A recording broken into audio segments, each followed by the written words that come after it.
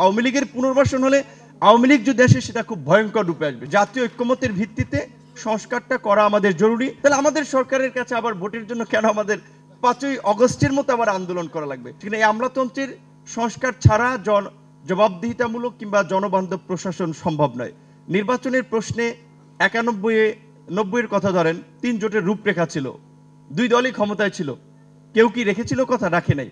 সেক্ষেত্রে নির্বাচনী ব্যবস্থার প্রশ্নে যেন আমরা একটা নির্বাচনকালীন সরকার নিয়ে ঐক্যমতে পৌঁছাতে পারি যে নির্বাচনের সময় আমার কি ধরনের সরকার হবে এবং এটা সংবিধানের প্রয়োজনে ইনসার্ট করা, যে সেটার একটা এই সরকারের মাধ্যমেই আমরা একটা ঐক্যমতে পৌঁছাতে পারি নির্বাচনকালীন সরকার বিষয়ে। এবং নির্বাচন কমিশনের স্বাধীন ক্ষমতা শক্তিশালী করার বিষয়ে অনেকদিন ধরে আলাপ আলোচনা আসছে। সেক্ষেত্রে কি কি পদক্ষেপ নেওয়া যেতে পারে সেই বিষয়গুলো এখন তো এই সরকারের মাধ্যমে অন্তত আমরা করতে পারি। এবং বিশেষ করে মৌলিক সংস্কারের ক্ষেত্রে এখন আওয়ামী লীগের গত 16 বছরে শিক্ষা স্বাস্থ্যের যে সংস্কৃতির যে চিত্র দেখে আমরা আওয়ামী লীগের তো মুক্তিযুদ্ধের আওয়ামী বয়ান বলতে হবে, যে মুক্তিযুদ্ধের একটা ন্যারেটিভ তারা তৈরি করেছিল।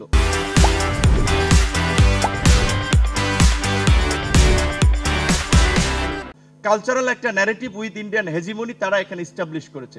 সেক্ষেত্রে আমরা যদি এখানে এটার একটা কাউন্টার পজিটিভ ন্যারেটিভ তৈরি না করতে পারি, আমাদের একটা নিজস্ব বয়ান যদি তৈরি করতে না পারি, আবার আওয়ামী লীগের যতই আমরা ঠেকাতে চাই না কেন আওয়ামী লীগের পুনর্বাসন হবে। আর আওয়ামী লীগের পুনর্বাসন হলে আওয়ামী লীগ যদি আসে সেটা খুব ভয়ঙ্কর রূপে আসবে। সেটা এখন আসুক, 2 বছর পরে আসুক, আর 5 বছর পরে আসুক। তাই আমি সকলকে অনুরোধ করব, নির্বাচনের চ্যাপ্টারটা আমরা আলাপ আলোচনার মধ্যে দিয়ে একটা টেবিলে রাখি, এটা নিয়ে পাবলিকলি খুব বিতর্ক বা পাবলিকলি নিয়ে না আসি যে আবার আন্দোলনই করা লাগবে ভোটের জন্য, নির্বাচনের জন্য।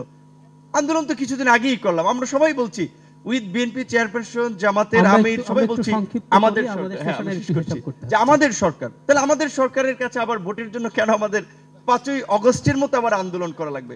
এই দৃষ্টিভঙ্গি পরিবর্তন করে এখন জাতীয় ঐক্যমতের ভিত্তিতে সংস্কারটা করা আমাদের জরুরি।